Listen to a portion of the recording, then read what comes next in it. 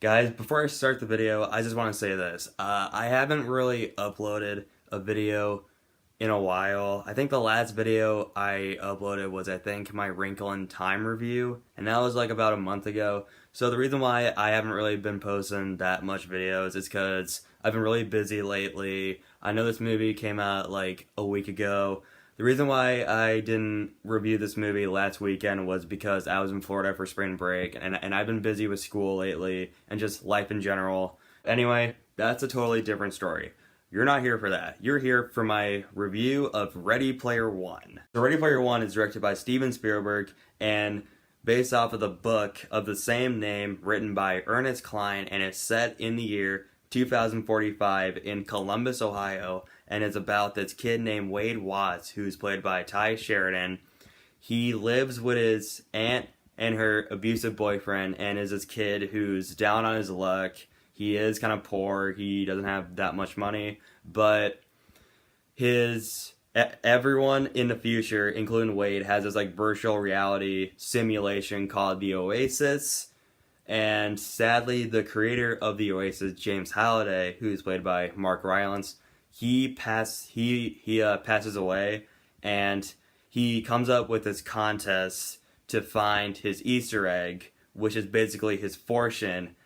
Since he doesn't have any kids or a wife, he wants to take his fortune and give it to someone else so whoever finds the Easter egg can take over the Oasis. Now, going into this movie, I was very excited for it, and if you guys saw my top 10 most anticipated movies of 2018 video back in December, you may remember that this movie was on my list, and one reason why I was really excited for it was because Spielberg directed it, and Spielberg is probably the best director working today. He has directed some of my favorite movies of all time, and you know what those movies are. I'm not going to name them because you know exactly what they are. And this won't be a surprise to you guys, but Spielberg once again knocked it out of the park with Ready Player One. And the pop culture references in this movie. Oh my gosh. The little nerd inside of me was freaking out. So there were a ton of pop culture references in this movie. I won't name all of them, but basically Back to the Future was mentioned, Iron Giant was mentioned, King Kong, Chucky, etc. So there was one sequence in this movie that I absolutely loved, and it made me have a smile on my face for a majority of it. So basically, in the middle of the movie, the main characters go into a specific horror movie.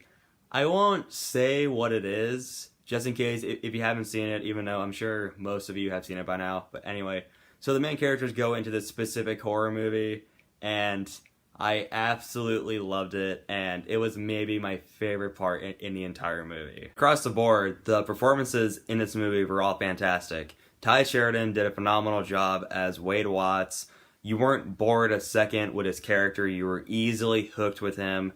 And Olivia Cooke did a fantastic job as Samantha, and Ben Mendelsohn did a great job as the corporate businessman, this evil guy who wants to take over the Oasis. He did a great job playing that character. Out of all the performances in this movie, the highlight for me was Mark Rylance as James Halliday. So basically, he does die, but they show him in a series of flashbacks, and him as like a VR simulation for the Oasis.